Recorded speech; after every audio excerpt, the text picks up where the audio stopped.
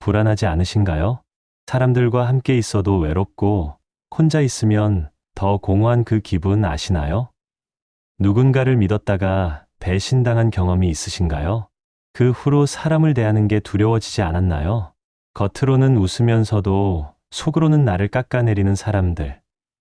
진심인 줄 알았던 말들이 사실은 거짓이었다는 걸 뒤늦게 알게 될 때, 우리는 분노하고 상처받고 결국 스스로를 탓하게 됩니다. 내가 사람 보는 눈이 없어서. 하지만 잠깐, 정말 당신의 잘못일까요? 아니면 애초에 사람의 본성을 제대로 볼 수 있는 방법을 몰랐던 것은 아닐까요?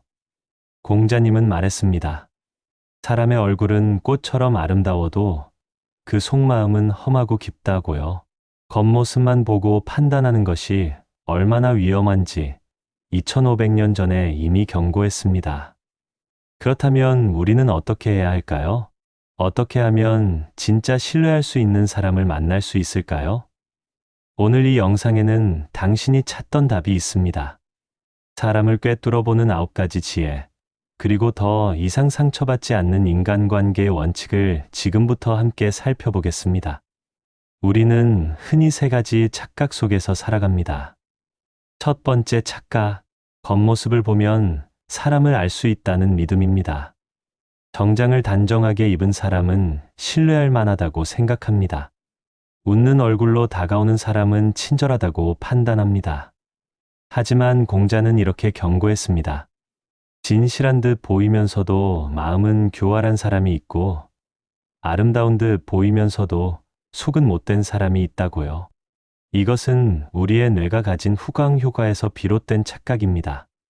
좋은 첫인상 하나가 그 사람의 모든 것을 좋게 보이게 만드는 인지 편향이지요. 예를 들어, 면접에서 외모가 출중한 지원자를 능력도 뛰어나다고 착각하는 것처럼 말입니다. 두 번째 착각, 말을 잘하는 사람이 믿을 만하다는 생각입니다. 유창하게 자신의 생각을 표현하는 사람을 보면 우리는 그 사람을 능력 있고 진실하다고 여깁니다. 하지만 진실은 이것입니다. 말보다 침묵이, 약속보다 실천이 사람의 진면목을 드러냅니다. 공자님은 이렇게 말했습니다. 덕이 있는 자는 반드시 훌륭한 말을 하지만 훌륭한 말을 하는 자가 반드시 덕을 가진 것은 아니다라고요. 이것은 확증 편향의 함정입니다.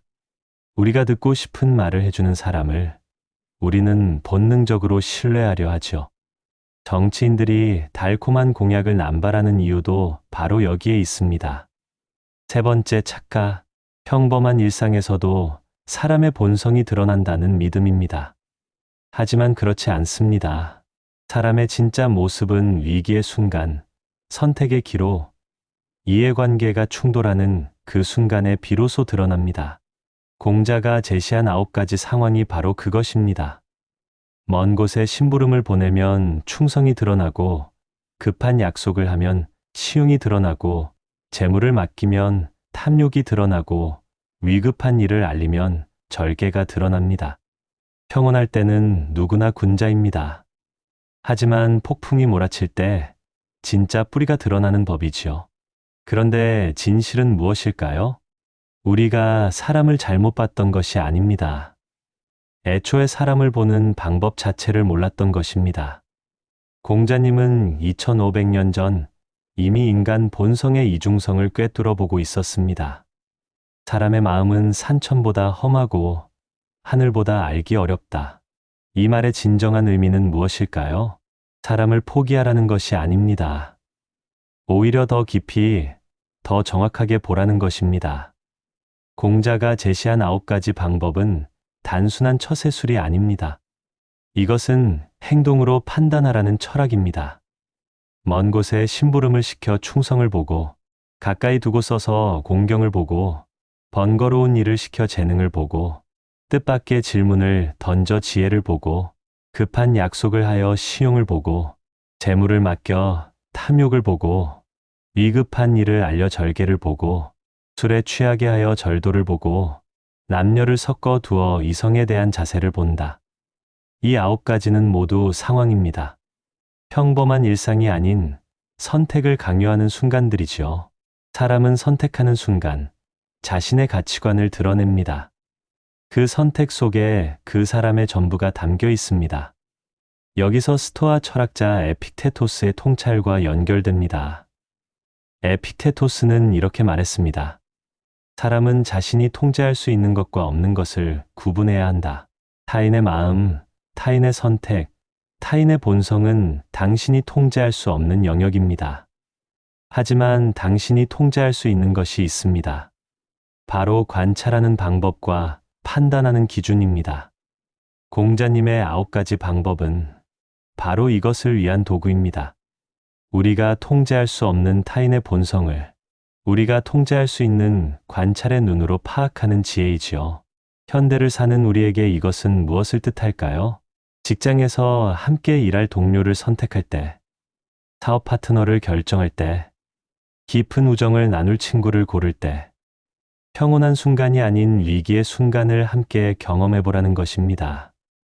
마감이 촉박한 프로젝트를 함께 해보십시오.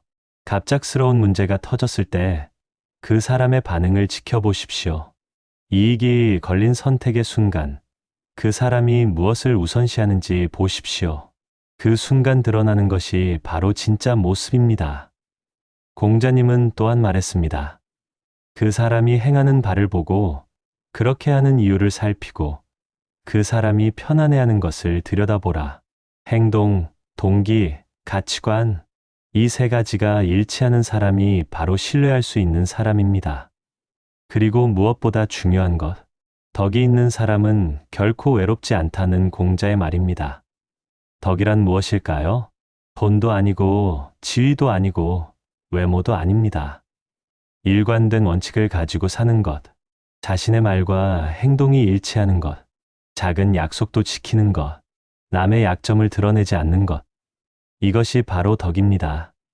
그리고 이런 덕을 가진 사람 주변에는 반드시 같은 덕을 가진 사람들이 모이게 됩니다. 그렇다면 우리는 구체적으로 무엇을 해야 할까요? 5가지 실천 방법을 제안합니다.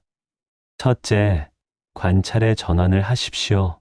오늘부터 사람의 말이 아닌 행동을 보십시오. 누군가 언제든지 연락해라고 말했다면 정말 연락했을 때 그 사람이 어떻게 반응하는지 보십시오. 누군가 나는 정직한 사람이야 라고 말한다면 작은 거짓말을 하는 순간이 있는지 관찰하십시오. 말은 얼마든지 포장할 수 있습니다. 하지만 행동은 거짓말하지 않습니다. 둘째, 위기 테스트를 활용하십시오. 공자가 제시한 9가지 상황을 현대적으로 적용해 보는 것입니다. 함께 여행을 가보십시오. 예상치 못한 문제가 생길 때 그 사람의 대처를 보십시오. 작은 돈을 빌려주고 갚는 태도를 보십시오. 힘든 일이 생겼을 때 도움을 요청해 보십시오. 이 순간들이 그 사람의 진실을 알려줄 것입니다. 단, 이것은 시험이 아닙니다. 자연스러운 삶의 과정 속에서 관찰하는 것입니다. 셋째, 자기 성찰을 습관화하십시오. 공자는 하루에 3번 자신을 반성한다고 했습니다. 매일 저녁 자신에게 3가지를 물어보십시오. 오늘 나는 남을 위해 불충하지 않았는가? 벗과의 관계에서 믿음을 저버리지 않았는가? 배우지 않은 것을 가르치지 않았는가? 타인을 판단하기 전에 먼저 나 자신을 돌아보는 것입니다. 내가 신뢰받을 만한 사람인지 먼저 점검하십시오. 그래야 진짜 신뢰할 만한 사람을 알아볼 수 있습니다. 넷째, 관계의 경계를 설정하십시오. 모든 사람을 깊이 신뢰할 필요는 없습니다. 공자님은 군자는 화합하지만 고지곳대로 따라하지 않는다고 했습니다. 친절하되 거리를 두고 협력하되 맹목적으로 따르지 않고 존중하되 자신의 원칙은 지키는 것입니다. 모든 관계에 같은 깊이를 요구하면 지칩니다. 가까운 사람과 먼 사람, 깊은 관계와 얕은 관계를 구분하십시오. 그것이 당신을 지키는 길입니다. 5째, 덕을 축적하십시오. 공자님은 덕이 있으면 결코 외롭지 않다고 했습니다. 좋은 사람을 만나고 싶다면 먼저 당신이 좋은 사람이 되십시오. 작은 약속을 지키십시오. 남의 약점을 말하지 마십시오. 급한 마음에 성난 말을 하지 마십시오. 자신의 말보다 실천을 앞세우십시오. 이것이 바로 덕을 쌓는 일입니다. 그러면 자연스럽게 같은 덕을 가진 사람들이 당신 곁에 모이게 됩니다. 유유상종이라는 말이 있습니다. 당신이 어떤 사람인지가 당신 곁에 어떤 사람이 있는지를 결정합니다. 사람을 보는 눈, 그것은 타인을 의심하라는 것이 아닙니다. 오히려 진짜 신뢰할 수 있는 사람을 제대로 알아보라는 것입니다. 공자의 지혜는 2500년이 지난 지금도 여전히 빛을 발합니다. 왜냐하면 인간의 본성은 변하지 않기 때문입니다. 겉과 속이 다른 사람은 언제나 있었고 앞으로도 있을 것입니다. 하지만 이제 당신은 압니다. 어떤 순간에 진실이 드러나는지를, 어떤 상황에서 본성이 나타나는지를. 더 이상 겉모습에 속지 마십시오. 더 이상 달콤한 말에 현혹되지 마십시오. 행동을 보고 상황을 지켜보고 선택을 관찰하십시오. 그리고 무엇보다 당신 자신에게 집중하십시오. 타인을 바꾸려 하지 말고, 타인을 원망하지 말고, 당신 자신이 덕 있는 사람이 되십시오. 그러면 당신은 결코 외롭지 않을 것입니다. 공자님은 말했습니다. 덕이 있으면 사람은 결코 외롭지 않은 법이며 반드시 공명하는 자가 나타난다고요. 당신은 이미 충분히 현명합니다. 다만 그 지혜를 어떻게 사용할지 몰랐을 뿐입니다. 이제 당신에게 묻습니다. 당신은 어떤 사람이 되고 싶으신가요? 그리고 당신 곁에는 어떤 사람들이 있기를 바라시나요? 그 답은 오늘부터 당신이 어떻게 행동하느냐에 달려 있습니다.